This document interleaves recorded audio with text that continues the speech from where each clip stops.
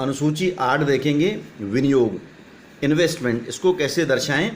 तो जैसे भारत में विनियोग, इन्वेस्टमेंट इन इंडिया, सरकारी प्रतिभूतियों में कितना पैसा लगाया, अन्य अनुमोदित प्रतिभूतियों में हमने कितना पैसा लगाया, कंपनियों के अंश खरीदने में कितना पैसा हमने इन्वेस्टमेंट किया, ऋण पत्र और ये बंध पत्र होते हैं, बांड जिसको कहते हैं, सहायक अथवा सह उद्यम कंपनियों में हमने कितना पैसा लगाया है, और अन्य यदि कोई हो उसका उल्लेख करते हैं।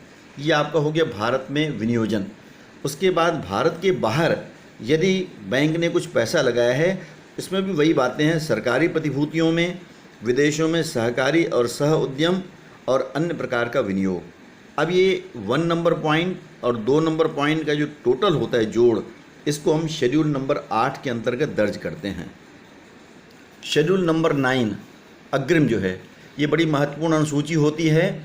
इसका अलग से आपका क्वेश्चन भी बनाने के लिए प्रश्न में पूछा जाता है, आगे चलकर मैं इसको बताऊंगा क्वेश्चन के रूप में। तो इसमें पहला लिखा हुआ है, क्रय किए गए और भुनाए गए विनिमय विपत्र। जितने विपत्रों को बैंक से डिस्काउंट करवाया गया वो बैंक के लिए आपका एसेट मानी जाती है।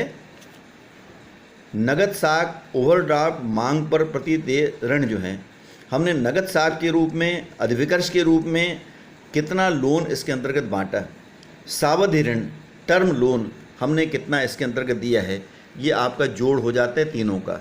तो क्रय किए गए और भुनाए गए विनिमय पत्र, नगद साख, अधिविकर्ष, मांग पर देय ऋण और सावधि ऋण, ये आपका ए का एक टोटल हो जाता है। अब जो एक बार हम ए के अंतर्गत टोटल करते हैं, इसका फिर बाइफरकेट होता है बी में। ऊपर का जितना भी हमने लोन इसके अंतर्गत दिया, जैसे मान लीजिए 5 करोड़ का हमने लोन दिया इसके अंतर्गत, पहले पॉइंट के अंतर्गत 2 करोड़ रुपए, दूसरे में 2 करोड़ रुपए, तीसरे में 1 करोड़ रुपए, तो टोटल हो जाएगा कितना आपका 5 करोड़। अब इसमें से मूर्त संपत्तियों द्वारा सुरक्षित कितना लोन जो है आपका सिक्योर्ड है, मान लीजिए 2.5 करोड़ का ऋण जो है वो आपका सिक्योर्ड है, तो यहाँ पर नोट करेंगे।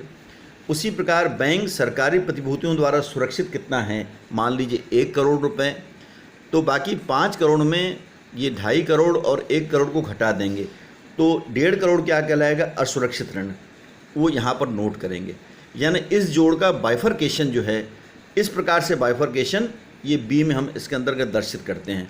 टोटल यहाँ भी 5 करोड़ ही आएगा। उसी प्रकार भारत में अग्रिम और भारत के बाहर अग्रिम। अब सी पॉइंट में ये जो 5 करोड़ का ऋण है, इसको हम ये 2 भागों में बांट देते हैं। मान लीजिए भारतवर्ष में हमने 4.5 करोड़ का ऋण दिया, यहाँ टोटल आपका 4.5 करोड़ आ जाएगा।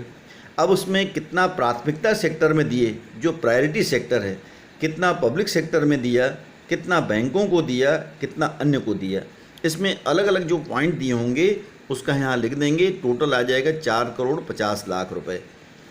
भारत के बाहर अग्रिम, तो हमने बैंकों को कितना दिया, अन्य देय ऋण, इस प्रकार से अलग अलग कोई मद यदि दिया हुआ है तो ये 50 लाख का हिसाब हम यहाँ पर लिखेंगे। अब ये पहला जोड़ ए, दूसरा सी का पहला जोड़ और सी का दूसरा जोड़, ये C1 प्लस C2 हम कर देंगे, तो ये आपका टोटल आ जाएगा 5 करोड़। तो ध्यान देंगे 5 करोड़ हम 3 बार लिखते हैं।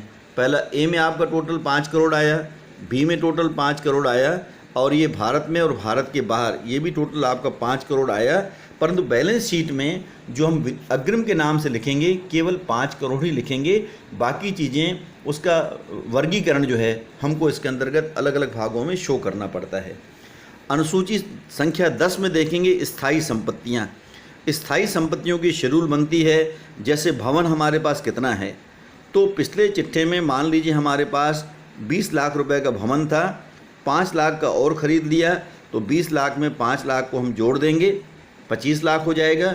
25 लाख में यदि मान लीजिए वर्ष के दौरान कटौतियाँ, हमने 2 लाख रुपए का भवन बेच दिया, तो उसके घटा देंगे हम, इसको जो है ये माइनस हो जाएगा, तो 2 लाख घटाने से आपका बच जाएगा 23 लाख, और 23 लाख में आपका जो डेप्रिसिएशन रहता है उसको हम घटा देंगे, मान लीजिए 3 लाख रुपए, तो शेष 20 लाख रुपए हमें शेड्यूल नंबर में परिसर के नाम से, भवन के नाम से दिखाना होगा।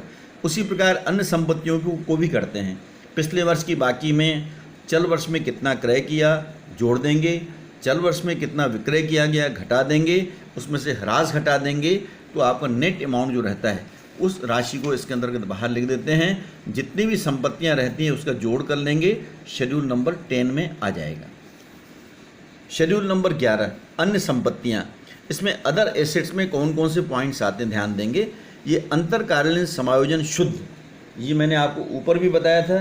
अंतरकालीन समायोजन, यदि आपका इसके अंतर्गत क्रेडिट बैलेंस होता है तो दायित्व पक्ष में लिखते हैं, यदि डेबिट बैलेंस होगा तो ये अदर एसेट्स के अंतर्गत आ जाएगा। उपार्जित ब्याज, किसी से ब्याज लेना बकाया है तो यहाँ पर एंट्री करेंगे। अग्रिम रूप में चुकाया गया टैक्स जो है या स्रोत पर काटा गया कर, इसको टीडीएस कहते हैं। अग्रिम टैक्स हमने वसूल किया है, काट लिया है, टीडीएस काटा है, तो ये संपत्ति पक्ष में लिखेंगे। लेखन सामग्री और स्टाम्प पेपर जो रहता है ये भी आपका इसमें आएगा। दावों की संतुष्टि में प्राप्त की गई बैंकिंग संपत्तियाँ, ये भी आपका अन्य संपत्तियों में आएगा। और इसके अलावा अन्य कोई संपत्ति हो तो यहाँ टोटल कर देंगे। ये आपका शेड्यूल नंबर 11 अन्य संपत्तियों में, इसका टोटल हमको बैलेंस शीट के प्रोफार्मे में लिखना होता है। उसी प्रकार एक जो होता है संदिग्ध दायित्व, जो कि बताया मैंने बैलेंस शीट के पार्ट में केवल नीचे एडजस्टमेंट के रूप में दिखाया जाता है। इसका जो है आपका टोटल में हम शामिल नहीं करते, क्योंकि 1 से 5 तक अनुसूचियाँ बताई मैंने दायित्व पक्ष की हैं, 6 से लेकर 11 तक अनुसूचियाँ जो हैं संपत्ति पक्ष की हैं, और संदिग्ध दायित्व को हमको अलग से शो करना पड़ता है। तो इसमें बहुत सारे पॉइंट हैं। बैंक के विरुद्ध दावे जिन्हें ऋण के रूप में स्वीकार नहीं किया गया, अंशतः भुगतान विनियोगों के लिए दायित्व, वायदा विद्यमान अग्रिम, संगठनों की ओर से दी गई प्रतिभूतियाँ भारत में, भारत के बाहर। अब ये पॉइंट्स बड़े कम आते हैं, लेकिन ये 1-2 पॉइंट आपका स्वीकृतियाँ, प्रस्तांकन और अन्य बाध्यताएं, ये इससे संबंधित आइटम आपका प्रश्न में अक्सर हमको दिया रहता है।